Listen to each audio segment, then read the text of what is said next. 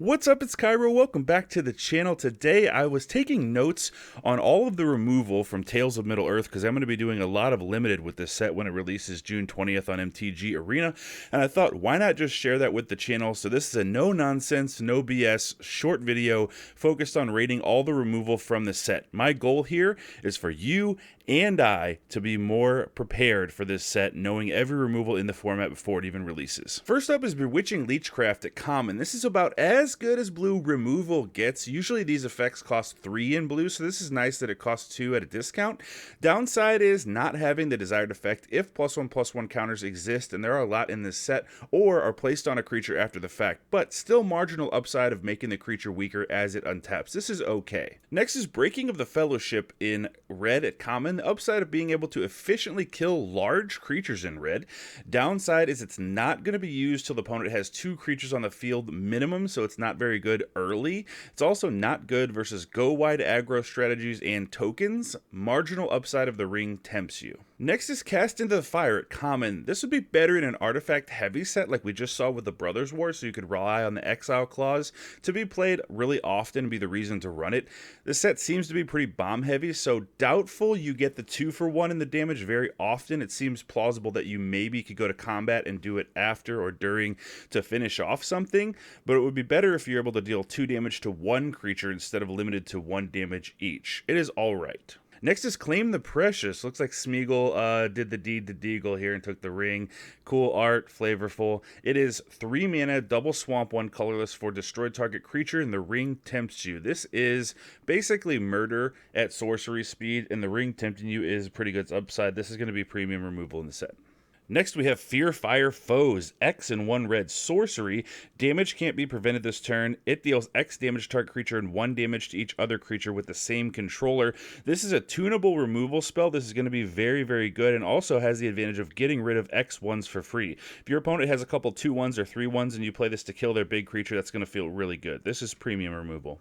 Next is Fire of Orthank at common. Land destruction paired with an opportunity to push damage. Best played and really only played in aggressive decks against controlling decks to limit their stabilizing play from the opponent and push the last bit of damage through after you no longer have any good attacks. This is very narrow removal.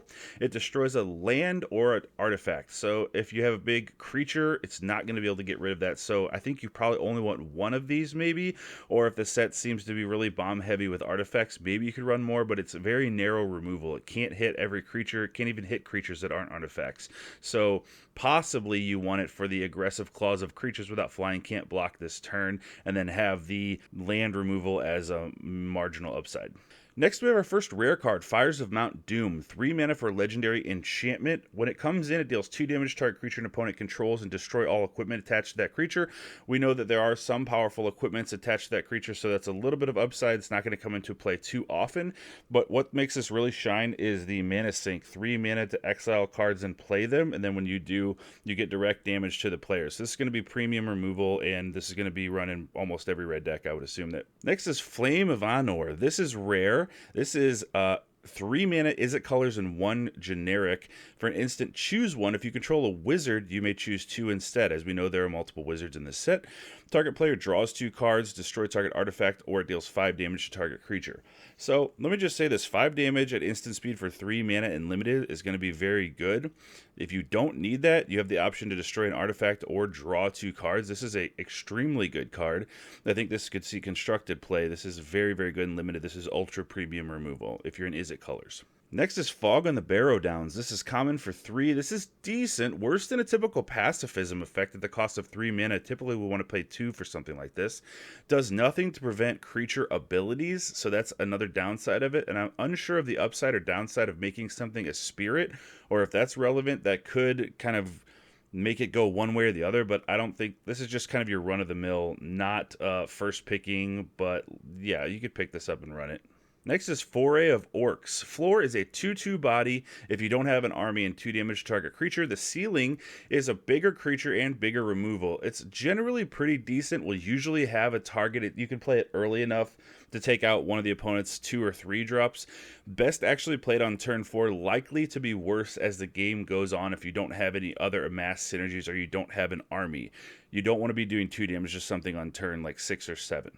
Next is Golems Bite. This is uncommon. 1 swamp. Target creature gets -2/-2 till end of turn. It's instant speed. It gets around indestructible things, so there's a few cards that do that in this set. The cool thing about this is once you remove their creature, you can also get the Ring Tempts You when you exile it from your graveyard later in the game as a mana ability at turn 4 or 5 if you don't have anything going on. And you can do that only as a sorcery, but if you have other synergies where the ring is tempting you, as I've covered in a previous video, it starts to get pretty powerful. So I think this is pretty good. Next is Hobbit Sting. This deals X damage to target creature, where X is the number of creatures you control plus the number of foods you control. Obvious downside here is that if you don't have creatures, you get hit with a board wipe, lots of removal, versus a controlling deck. Your removal is going to be basically a brick in your hand. I think this is only used for aggro decks to take out a big stabilizing creature like a 5/5 or something that the opponent plays whenever you're already on turn 4 or 5. Just kill their big thing because you go wide enough to do that. It's not going to be useful in controlling decks since it does rely on you having a lot of creatures. Next is Ildurs Fateful Strike. Double black, 2 generic for a total of 4. It's rare. This is premium removal. The legendary clause here will be easier to fulfill than normal because there are a lot of legendaries in this set, first of all.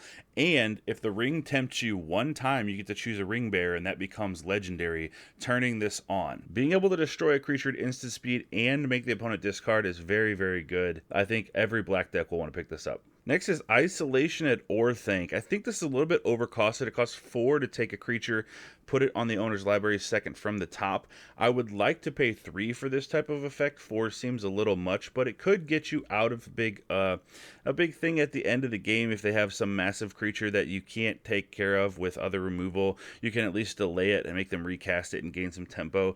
I think it's fine. I don't think it's going to be something that you really, really want multiples of.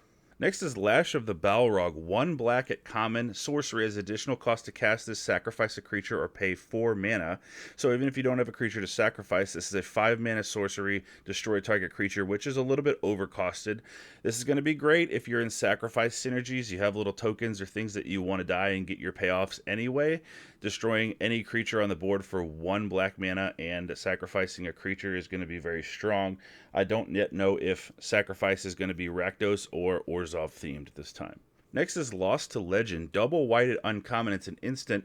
I think this is more playable than usual due to the high instance of historic permanents in the set. Double white is difficult to cast on turn 3 or turn 2 or turn 3 depending on fixing and how many colors you're in. But I think this card will usually have a target and has no limits on how big the creature is, and it can hit artifacts and sagas. Good removal if you are heavy white. Next is Morgul Knife Wound. Common enchantment aura, enchant a creature, -3/-0, and then if they don't sacrifice it at the beginning of their upkeep, they have to pay 2 life. So this is good in dealing with mostly just big vanilla creatures that want to go to combat and bringing down their power. Doesn't deal with any creature abilities, and I hate cards that give the opponent the option. If I want to kill a thing and spend mana to do it, I want it to be dead. So this is not something that I would personally value too highly. This is kind of like, oh, I don't have any removal. This'll do, I guess. Next is Ranger's Firebrand. 1 red, 2 damage to any target the ring tempts you. This is a shock, which is good and limited, and it has the upside of the ring tempting you. This is going to be good removal. Here's Smite the Deathless. This is 2 mana, 3 damage to target creature that loses indestructible till end of turn. This is good removal, run of the mill, not as good as Lightning Strike because it can't hit the face, but whenever you want to remove a creature, this is efficient 3 damage for 2 mana, and it also gets rid of the flashed in Mithril Coat equipment that gives things indestructible in this set. Might not come up very often, but it's a little bit of an upside. Next is Soothing of Smeagol. 2 mana to bounce something non-token creature to its owner's hand. Now that is kind of a downside because bouncing tokens is really like where bounce is very, very good. So the fact that it's non-token kind of sucks. But again, this is okay, and it does have the marginal upside of the ring tempts you. Not something to prioritize, I don't think, but if you need removal, you got it. There you go. Next is Spiteful Banditry. This is mythic rare. This is more than just removal. This is a actual bomb card, but I'm still including it in this set because that's its main focus, is removing things. It's double red and X. When it enters the battlefield as an enchantment, it deals X damage to each creature. So first of all, it's a tunable board wipe.